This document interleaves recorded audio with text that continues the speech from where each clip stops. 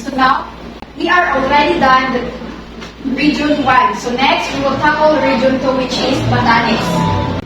So Batanes is our archipelagic province in the Philippines, boasts a rich history that reflects resilience and unique culture of the Batanes peoples. In 1686, Spanish missionaries arrived, and by 1783, Batanes was arrived Spain under Governor General Jose Vasco Y. Vargas. This colonial period brought significant changes, including the relocation of the Batan from mountain fortresses east to the lowland towns, fostering peace and ending tribal conflict. So next is culture and tradition. So, culture and tradition, which is ang ilahang i-focus ani kaya ang ilahang mga balay nga gipangtukod which is ang bato dili sila pareha sa ato ang gugamit og mga kahoy or lansa. Ang ilang gigamit pa jud ani kay ang bato ilang di sumpay-sumpay aron magkusog maayo maligod. So next,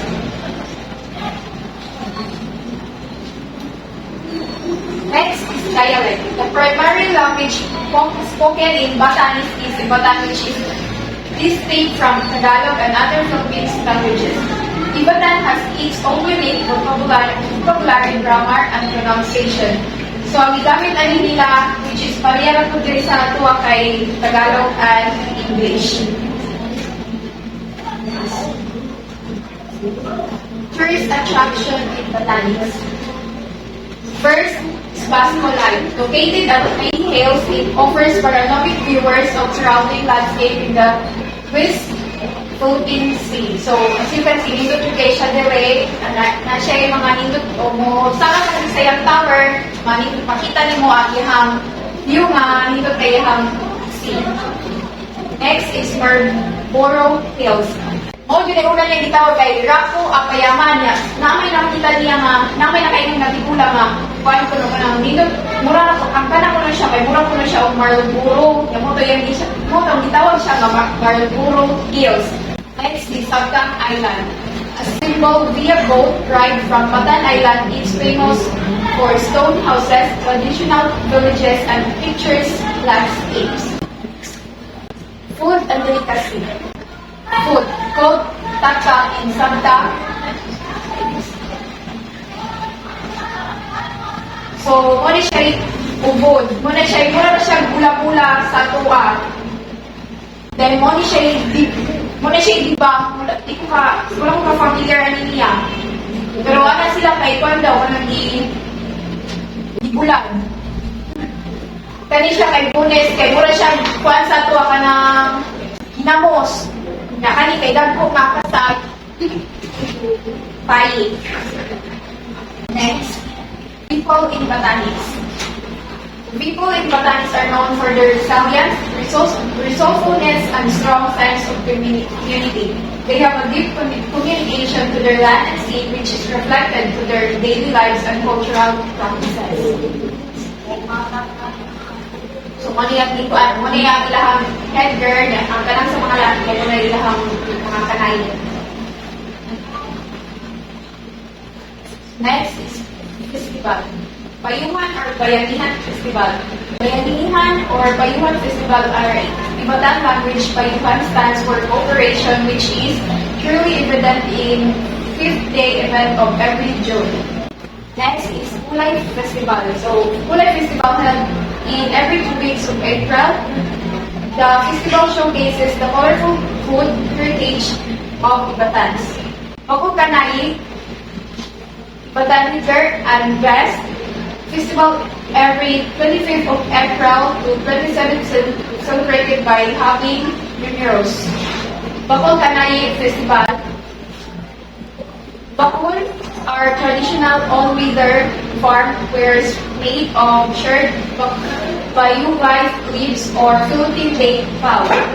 The bakul is the popular piece worn by women while the men is mao na ang ilahang kuan kaning mga ilahang vest.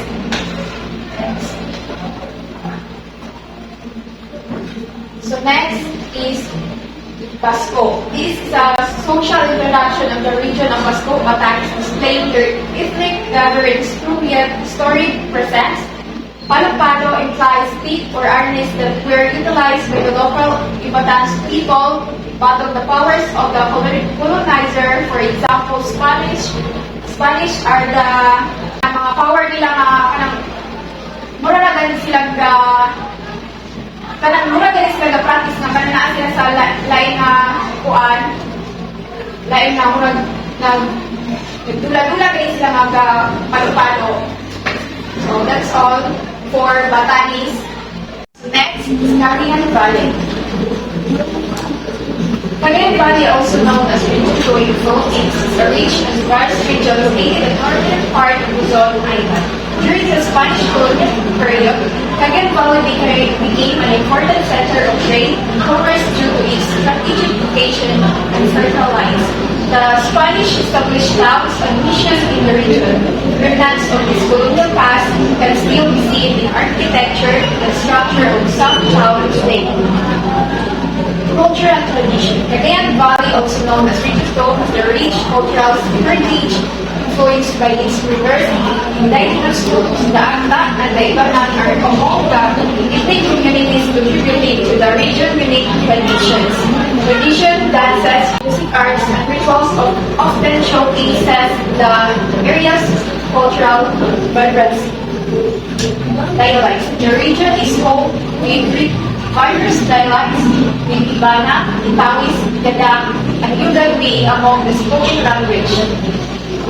Predominant local languages are Ilocano, Ibana, Itawis, and Malaon. Pangasinense, Malanao, and other dialects are also used in some areas where migrants are also used in some. Majority of the Cagayanos can speak at least two of the local languages and have good command or at least working knowledge of the English language. Tourist attraction in Cagayan. So first is Tuigalao Cathedral. It's a famous religious landmark in the heart of Tuigalao City, the capital of Cagayan Province in the Philippines. The cathedral was built in 1761. Next is Calao Cave. It's a limestone cave located in Binaglaca, about 24 kilometers east of Tuigalao City. So, ubos na rin siya. Kani siya, muna siya, gawas niya, entrance niya. Dili, sulog mo na siya, nakikita dila ng cave. Muna siya ang Calao Cave. Next is Palawi Island. The island is known of the unexplored beauty of its pristine beaches. One of the famous beaches of the island is Kaki Ganyao, located at the northern tip of the island. It's known for its powdery white and sand, crystal clear waters, and stunning rock formations. Next is food and delicacies. Pancit Patong is the region's most iconic noodles dish, and it is pretty exquisite with its ingredients. In addition, this particular noodle dish uses caramel meat, which gives its rather distinctive gamay flavor that other types of meat do not offer. Next is Sinanta. It's generally eaten along with sweet rice cake to further add the mishmash of the mouth-watering palate on hand. Pancit Ibayan is vastly different than the general toppings of Pancit Bato. Instead, the Pancit Kabagan focuses on more vegetables and spicy condiments. Banang Longganisa or Tubigarao Longganisa is a Filipino pork sausage recipe with a peculiar twist that gives it a unique flavor from the traditional Longganisa. So, muna siya, this ay Pancit Batong Sinanta o Pancit Kabagan o iba ng Longganisa. Call it Cagayan Valley.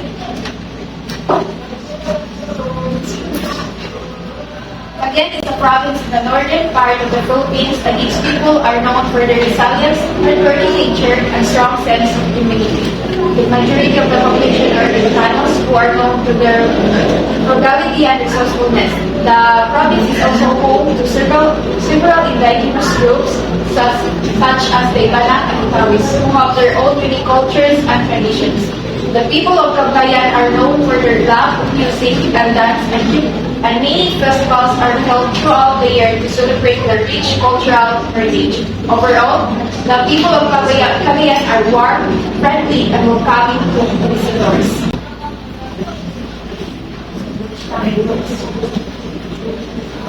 So, festival. First is Zambales Festival. Zambales Festival is celebrated from June 23 to 30. The festival flows into the actual fest of Our Lady of Plan, which is given on July 1 and 2. The festival is religious and cultural revival to communicate the Christianization of the Itawis region of Cagayan. Next is Agaw na Cagayan Festival. Agaw na Cagayan is a founding anniversary celebrated in the province of Cagayan, Philippines, and held June 29, a province-wide festival. It is a gathering of the province localities and celebrated of their diverse cultural festival. Next is Oburulan Festival. It's held on every year, 10th and 17th in August. Situated in Tapialaw City, Cagayan. The festival is made more mainly with the trade fair. The occasion is much anticipated actually by local people as well as among the travelers and guests who visit city at the festivals. So that's all. Thank you. Good day, everyone. My name is Anthony Rossetti, and I am here to discuss about the province of Isabela. Isabela is the second largest province in the Philippines in the land area located in the Cagayan Valley. So it is the capital and the largest local government unit in the city of Ilagan. So as the second largest province of the Philippines with a land area of 1,066,456 hectares. Isabela is widely known as the rice bowl in the north and the corn capital of the Philippines. So Isabela is the largest province in the island of Luzon, and it is an agricultural province where its people are farmers and fisher folks. So, next. As you can see here, conjugate sila o mga agriculture, mga mais. Isabela province in the Philippines was named after Queen Isabella II of Spain. So, this is Queen Isabella II. So, the province was established during the Spanish colonial period, and it was named in honor of the Queen in 1856. Culture and tradition. Agricultural Festival. Isabela is known as the rice granary of the north. Due to its vast agricultural lands, the province celebrates various festivals throughout the year, such as Bambante Festival, which honors the scarecrow as a symbol of protections for farmer crops. So, ang agricultural festival is i-celebrate sa kay tungod ng abundant sila o mga mais or mga agriculture nila nga. Arts and crafts. The province is also known for its traditional crafts such as hand-woven, textiles, pottery, and wood carving. These crafts often showcase intricate designs and patterns inspired by nature and local motifs. Next. So here are the examples of the hand-woven and the arts and crafts in Isabela. Hospitality and community spirit. Isabela is known for its warm hospitality and strong sense of community. Family gatherings, fiestas, and other social events plays a significant role in strengthening bonds among residents. Here, the people. Isabela today is home to 1,593,900 566 people who are distinguished for their resilience and diligence. Majority of them are classified as Ilocanos, who constitute 69% of total household. Two other prominent ethnologistic groups are Banat at 14%, Tagalog at 10%. The balance of 7% belongs to Gadang, Paranan, Yugad, and other indigenous tribes. So we have here the example of Gadang, the Paranan, Yugad, and Ibanat. Dialects. Ilocano. Ilocano is widely spoken in various parts of Isabela, especially in the western municipalities near the Ilocos region. Many residents of Isabela have Ilocano roots and use the language in their daily conversation. So for example is hello, kabao, and bye is babakal. So next is Ibanag. Ibanag is the native language of the Ibanag people who primarily reside in the northeastern part of Isabela. It is an Austronesian language spoken by significant portion of the population in Isabela's coastal areas. So for example is the balay is how, ang tuloy-tuloy is welcome. Next is the Gadang. Gadang is spoken by the Gadang people, an indigenous group residing in the eastern part of Isabela.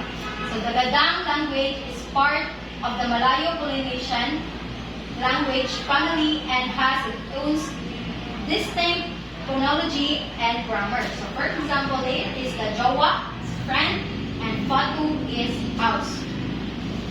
So Tagalog and Filipinos. Tagalog, which is also the basis of the Filipino national language, is commonly understood and spoken by many residents of Isabela. So, especially in the urban areas among the younger generation. So, Tagalog is one is commonly used nila sa Isabela. So, the tourist attractions. So, we have here the Magat Dam. So, the Magat Dam located in the municipality of Framon and San Mateo. It is one of the largest dams in the Philippines. So ang Magat Dam is makatabang ni siya if naano siya yung mga makakuha ni siya sa og naay kuan ay flood nga malabot. So ang Magat Dam is diri pugod mo makakuha og kanang nakakuha sa diri og mga fresh nga bangus, fresh nga tilapia nga pwede sad makaon. So next is here is the pictures of the Magat Dam and Isabela. So as you can see, dako jud kayo ang Magat Dam. So next is the Santa Victoria Caves. So Santa Victoria Caves in the town of Ilagan. Ilagan are the network of limestone caves known for their impressive rock formation, underground rivers, and baths. So ang San Victoria Caves is located in the Isabela Sanctuary.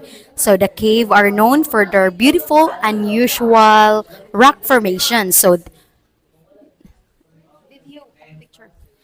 ang kanin siya nga diri mo ni siya kanang picture sa Santa Victoria Cave. So as you can see, nindot jud kayo siya og kanang diri sad makakita sad ka diri kanang mga falls nga gagmay kay kuan kanang mao siya.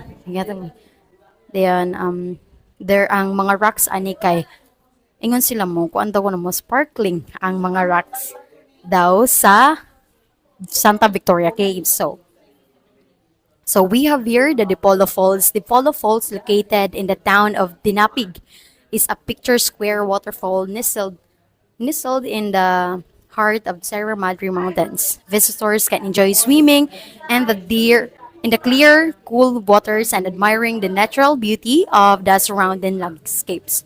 So, ang Dipolo Falls, mo ni siya Dipolo Falls. As you can see, taas jud kay siya. So, nana siya ang Dipolo Falls is mo na siya pinaka-tallest nga waterfall in the Isabela province. So, na siya 100 meters high.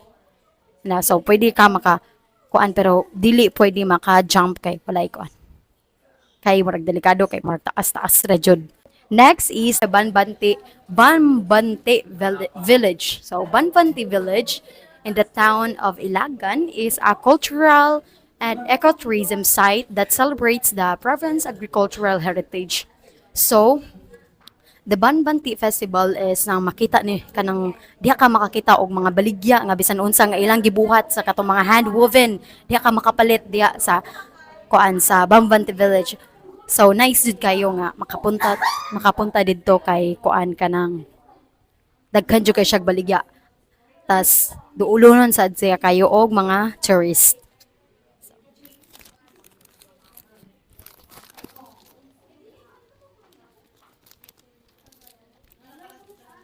Okay. The next is San Pablo Church. So the San Pablo Church in the town of San Pablo is a historical landmark dating back for the Spanish colonial period. Built in 17th century, the church showcases Baroque architecture and houses religious artifacts and artworks. Picture. So this is the pictures of the San Pablo Church, and it built on 1624, and it is the oldest in the province of Isabela. So natukod na siya while wala pa natawag ang ay wala pa na known ang Isabela nga lugar. So we have here the food and delicacies in Isabela. Next. So we have here the Pansit Kabagan, the local specialty named after the town of Kabagan in the Isabela. This dish features stir-fried noodles mixed with vegetables, meat, and savory sauce. So, naan siya ka ng mga itlog and of course, ang kuan daw kuno ana ang sana ang sauce ay ang sana ang kuan ana ang sauce sa ana nga kuan ka ng dili man. So, we have here the dinakdakan. So, a grilled pork dish marinated in vinegar spices. A grilled pork dish marinated in vinegar, spices, and pig's brain, giving it a unique and flavorful taste, is often served as an appetizer or side dish. So, ang dinakdakan is nana siya mga mga pig's brain sa mga usay kanang sulod sa kuan sa usa ka sa ano ni?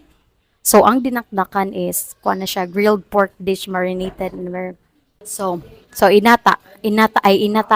Next is inatata, a traditional Ibanag dish made from ground pork or beef mix with rice and spices, then wrapped in banana leaves and so a traditional Ibanag dish made from ground pork or beef mix with rice and spices, then wrapped in banana leaves and grilled or steamed. So ang inatata is it is kuan kanang mura siya kanang mura ni siya budbud guro with kanang gisagulan o ground pork nga sana ground pork kanang giniling gisagulan siya og ground pork. So mura japon siya og budbud pero ang iyang sagol is kanang kuan kanang giniling nga baboy. So we have here the papaitan. So a hearty soup made from beef or goat innards, flavored in the bile and aromatic herbs. Papaitan is known for its strong and distinctive flavor, and it's often enjoyed with rice or dipped with bread. So ang papaitan is made of kanang sa sulod sa kuan sa usa ka kanang beef sa usa ka kanbaron kanang cow kanang sulod na siya or sa goat mo na siya kanang papaitan is lami sad kuno kay na or og kuan kanang isagol sa kanon or isagol sa ay kanang imo siyang ikuan kanang isawsaw nimo siya sa bread. So the next is the royal bibingka.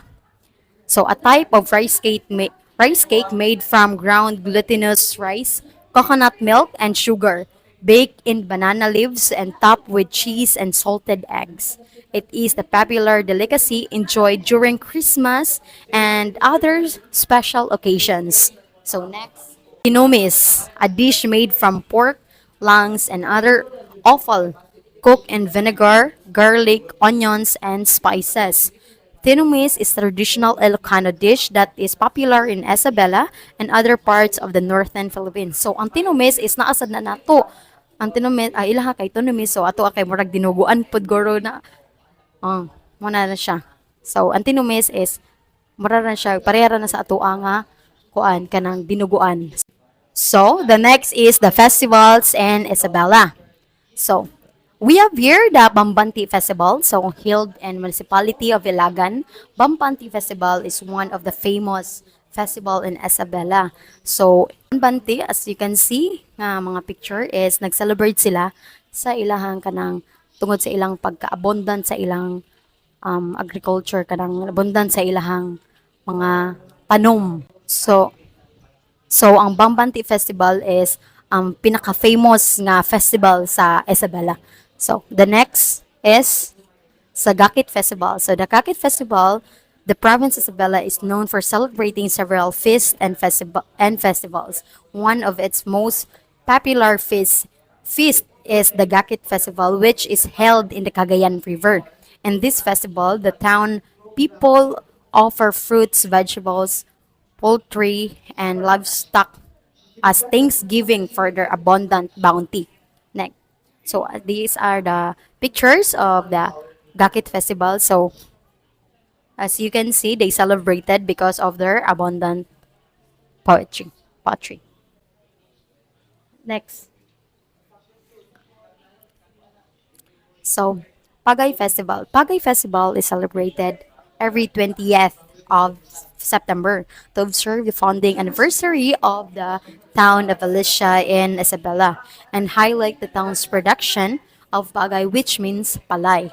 So, as you can see in the picture, nga nag-celebrate sila sa ilahang pong sa ilahang abundant lagi mo siya. These are kanang tanan pod nga kanang festival is nag-celebrate ni sila sa ilahang kanang sa kanang ilang kanang ilahang pasalamat sa ilang nadawat.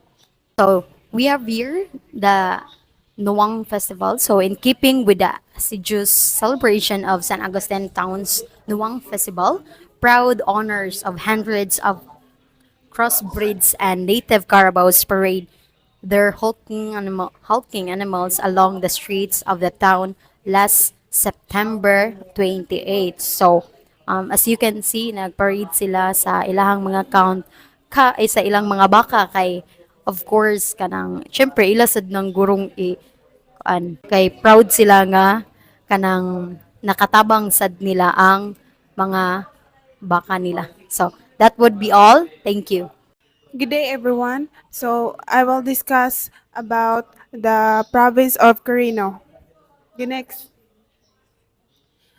History of Quirino Province was established on June 18, 1966. It was named in honor of President Elpidio R. Quirino. He was a Filipino lawyer and politician who served as the sixth President of the Philippines from 1948 to 1953.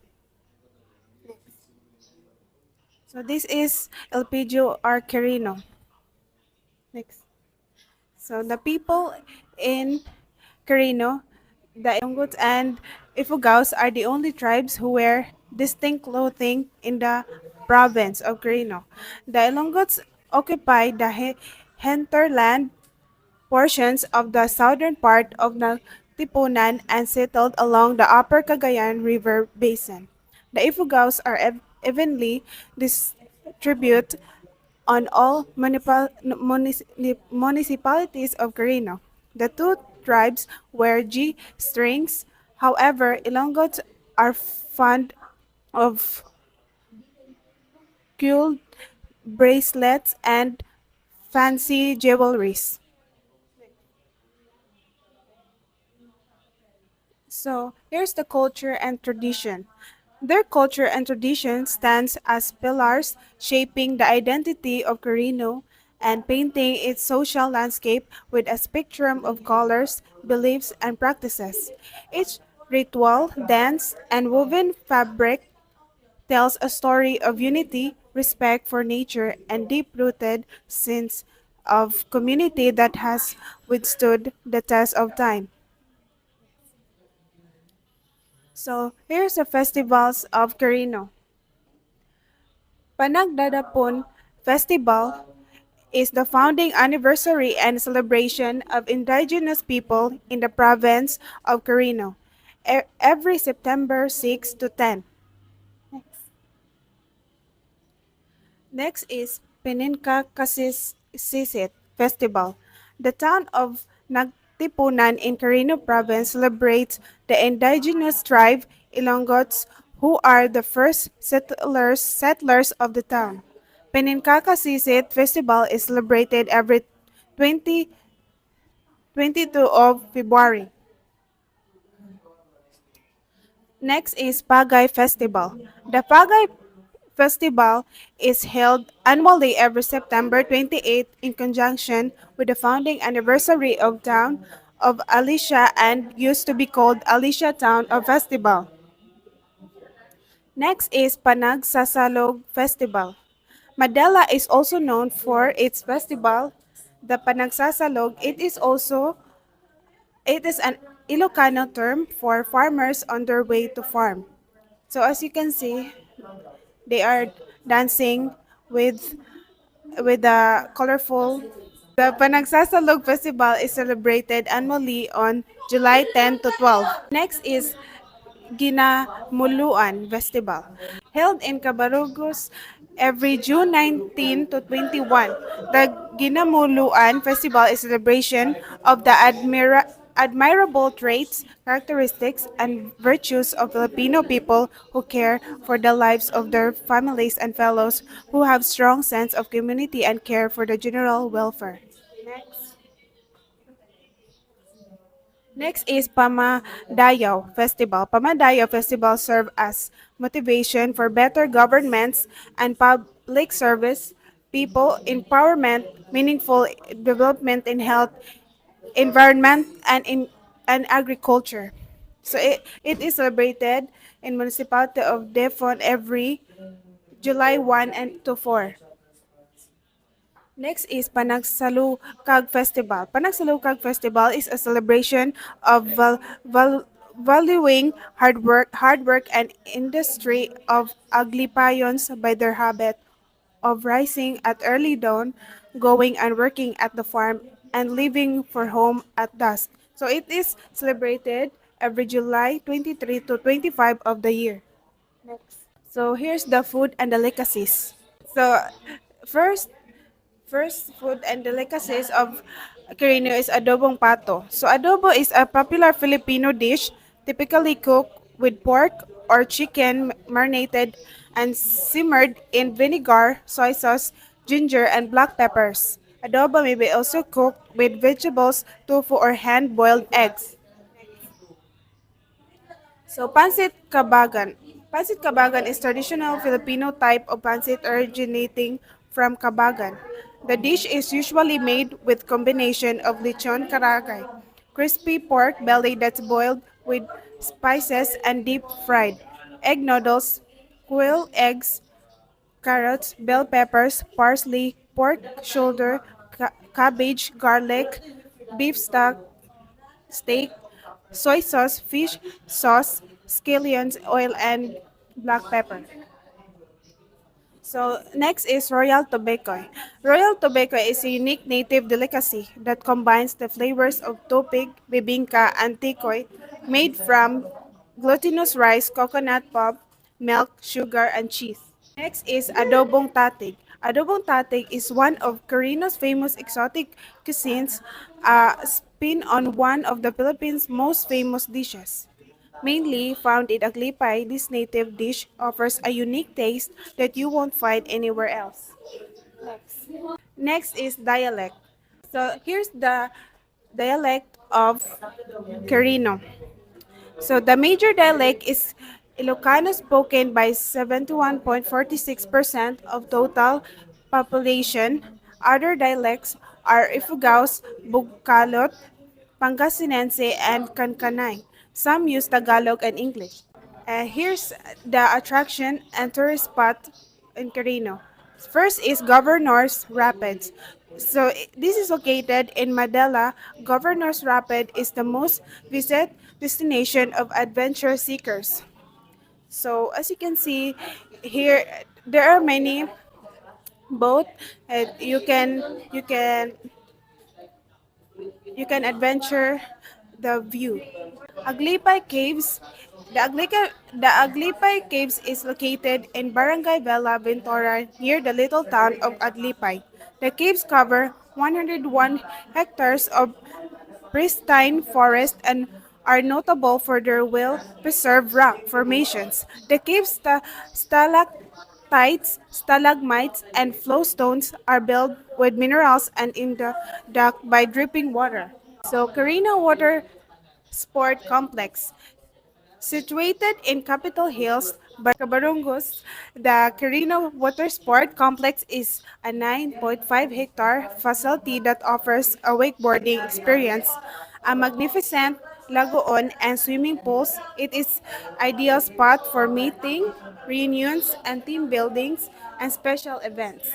Next is Madela Falls. Madela Waterfalls and Forest Resort is a seven-stage waterfall with crystal clear water and pool basin where you can have a dip. The area is ideal for people looking for a place for picnics and relaxation. Next is Pensal Falls. So another breathtaking waterfall in province is Pensal Falls. This picture spot is perfect for a relaxing day trip surrounded by lush greenery and soothing sounds of cascading water. So, next is Landingan Viewpoint. Landingan Viewpoint in Nagtipunan offers a stunning panoramic view of the nearby mountains, a flowing river, and in the town of Quirino. It is an excellent spot to catch the sunrise of sunset and take in breathtaking scenery. So as you can see, there are many flowers. It is good looking for the tourists. And next is Susang Dalaga. The panoramic view of Susang Dalaga in Cabarongos creates a pleasant atmosphere to the tourists. It is perfectly contoured like a woman's breast. So hence its name Susang Dalaga. These breathtaking natural landscapes at the capital town of Cabarongos is perfect destination for trekkers who love to commune nature. So it's so beautiful because this is the like a woman breast. So last is Victoria Falls. So Victoria Falls is another most see waterfall in Carino province. Its captivating beauty and serene atmosphere make an ideal destination for nature lovers and those seeking tranquil escapes from the hustle and bustle of daily life. So that's all. Thank you. Good day, everyone. I'm here in front of you to tackle about Nueva Vizcaya. So, Nueva Vizcaya proudly holds the title of the citrus capital in the Philippines, thanks to its bountiful selection of fresh citrus fruits ranging from pumpkins and oranges to honeydew and pomelo. So, ang Nueva Vizcaya kay kuan po na siya kanang landlocked nga province nga composed of mga mountains like Sierra Madre Mountain Ranges, Caraballo Mountain Ranges, Caraballo Mountains, and Cordillera Mountains. So, 70% of forest land considered a watershed haven. Culture and tradition. Cultural landmarks and cultural attractions. Nueva Vizcaya is steeped in history and boasts several significant landmarks and cultural attractions worth exploring. It showcases various artifacts, traditional costumes, and artworks that provides insights into the rich heritage of the province. Delicious local cuisine. Has a tradition that which are often served during special occasions and festivals, souvenirs, and others pasalubong. It showcases handicrafts, souvenirs, and traditional clothing. It also features handicraft jewelry, accessories, and home decor items. So sa souvenirs and others pasalubong na sa uban nga province. Festivals and events. Nueva Vizcaya is known for its vibrant festivals and events that showcase the province's cultural heritage. Each festival offers a unique opportunity to immerse oneself in the local culture and witness the warm Filipino hospitality. Values. Nueva Vizcaya, as composed of diverse cultures, stands for a common trait for frugality. Ang frugality kay meaning na kay usa sa meaning sa frugality kay kanang thrifty, dili sila mag-usik-usik og kuan kanang money to para kuan kanang maka build or business mas dako pang profit. Nueva Vizcaya knows values, shows hard work, and always for the hard times win. With this culture, it attracts viable investment. Tourist and attractions. First is Kapisaan Cave, which is located in Barangay Kapisaan, Casibo, Nueva Vizcaya, known as the Geologist Paradise for being one of the best cave systems in the country. Mo gitawag siya og Geologist Paradise because naa siya mga kuan kanang beautiful stalagmites and wonderful rock formations, being the fifth longest cave system in the Philippines with a length of 4.2 kilometers. A full tour in the said tourist spot can last for at least 4 hours. Lower Magat Ecotourism Park, located in Jadi, Nueva Vizcaya. It is 1,120 hectare spot is positioned in the lower part of the Magat River and has been ornamented with outstanding plants, flowers, and natural landscapes.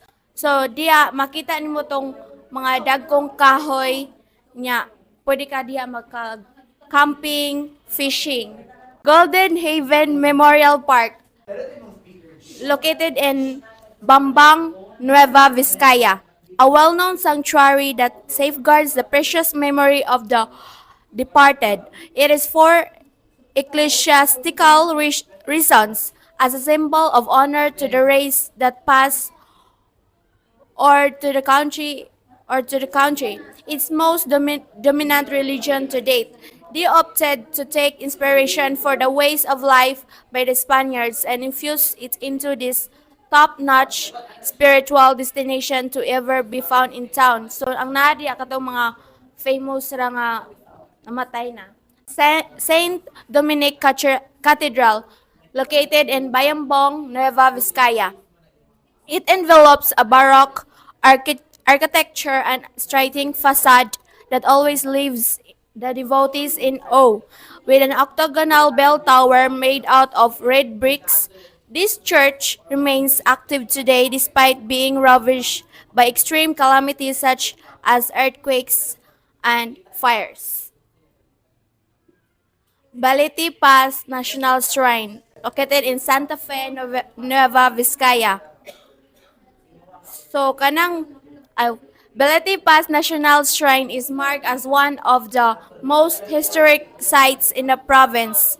So, mo na nimong attraction ng Balete Pass National Shrine kay Nadia nahitabo ang battle of the Filipino and American soldiers.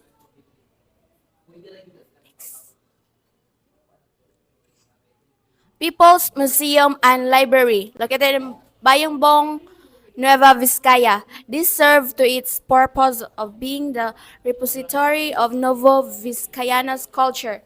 This two-story building houses native crafts such as hand-woven clothes, ancient jars, and other relevant artifacts belonging to the indigenous tribes residing on Nueva Vizcaya.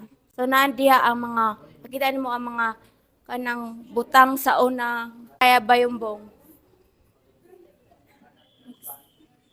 So muna ang kuan makita nimo sa inside sa People Museum sa Bayumbong, Nueva Vizcaya.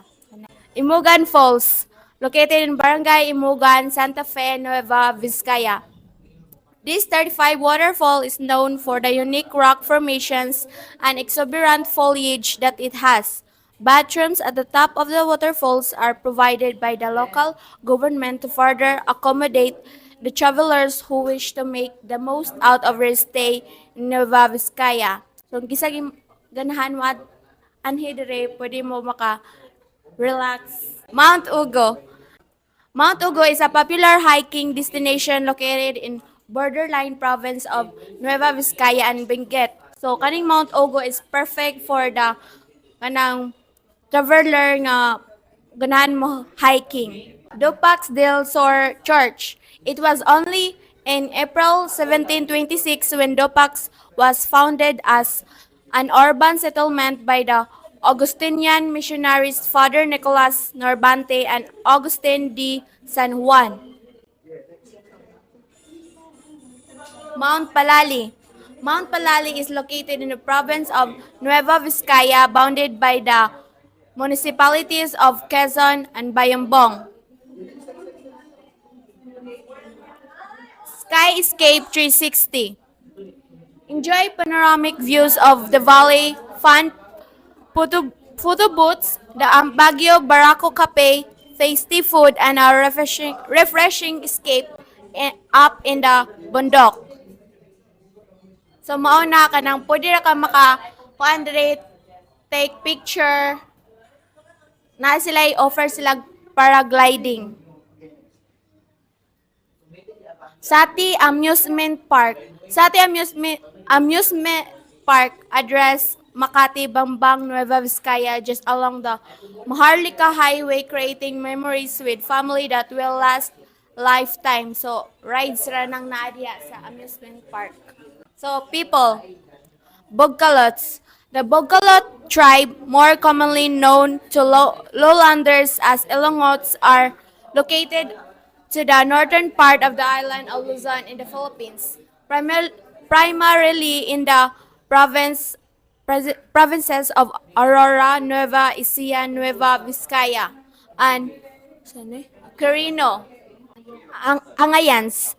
The Angayan Ifugao are a large subgroup of the Ifugao, a Malayo-Polynesian people group of the Philippines. Iwaks people. The Iwaks are not a homogeneous people. They disperse themselves with the dominant ethnic groups in the Cordillera region. So, kanang meaning sa not a homogeneous people, kanang they are not the same. Gadang. By the mid-20th century, Gadang's hereditary social classes included Kimiranan and Aripan. Kalungaya. The Kalungaya tribe lived in the mountain range from Karanglan in municipalities of Santa Fe and a portion of Aritao, Baguio, and Cayapa, Nueva Vizcaya province. Isinay. Isinay people are a small group found principally in the municipality of Bambang, 225, Nueva Vizcaya, and Dupax Sur, 265 in Quirino province. The dialect. So, sa all people in Nueva Vizcaya, majority nga ilang gi-speak kay Ilocano, compromising 69.9% of households. Gadang dialect. So, gadang language kay ang uban nga ng speakers kay 30,000 speakers in the Philippines, particularly along the Magat and Upper Cagayan rivers in the region 2 provinces of Nueva Vizcaya and Isabela, and by overseas migrants to countries in Asia. Ayangan's dialect. Their primary language is Tiwali Ifugao. Ifugar or Batad is a Malayo-Polynesian language spoken in the northern valleys of Ifugao, Philippines. Kalangoya's dialect. Kalangoya, also called Katlahan, is a dialect cluster spoken by the Kalangoya people of northern Luzon, Philippines. Isinai's dialect. The Isinay language is a central Cordilleran language spoken by around 6,000 speakers. 1965 census data lists 4,851 speakers in Nueva Vizcaya, 2,865 in Dupax del Sur, 1,769 in Bambang, and 217 in Aritao. Bugkalot's dialect. Bugkalot, also Ilongot, is a language of the indigenous Bugkalot people of northern Luzon, Philippines. Iwak's dialect. Although the Iwak speak Ibaloy, they differ from the Ibaloy people and remain in their own group identity. So, festival. First festival is Panagyaman Festival. It is celebrated every May 19 to 24. And Thanksgiving for the abundant rice. Grand Amongan Festival. The Grand Amongan Festival is a distinct gathering in Thanksgiving for all of the migrant groups in the province. Citrus Festival. Each year, farmers in Kasibu Town celebrate the Citrus Festival as Thanksgiving, offering for the bountiful blessings of the town. So, kuanang Thanksgiving po na sa abundant mga fruits because Nueva Vizcaya is known for Citrus Festival. Kalangoya Festival. Kalangoya Festival is located in Santa Fe, the gateway to the Cagayan Valley region, hosted the 20th edition of this festival, which is held in conjunction within the town's fiesta. Pabalat Festival. The town recently held the 60th Pabalat Festival in celebration of its pastoral feast and 278th Municipal Founding Day. Food and delicacies of Nueva Vizcaya. Pansit Hab-Hab. The indigenous Lokban Miki noodles, which are made of dried flour, are used to make a Pansit Hab-Hab. Tikoy. This tikoy from Tayabas, Lokban, and the rest of Quezon is available all year, unlike the traditional Chinese New Year tikoy. This tikoy is created with sticky rice and has a sweet buttery and caramel flavor. Inabraw. Inabraw, also known as dingding. Pare-pareha na siya pinakbet sa katong is a traditional vegetable dish that is wildly popular in Nueva Vizcaya. This iconic Vizcayano dish is made with a variety of local vegetables such as bitter gourd, eggplant, okra, and string beans cooked in a flavorful broth made from bagoong. That's all. Thank you.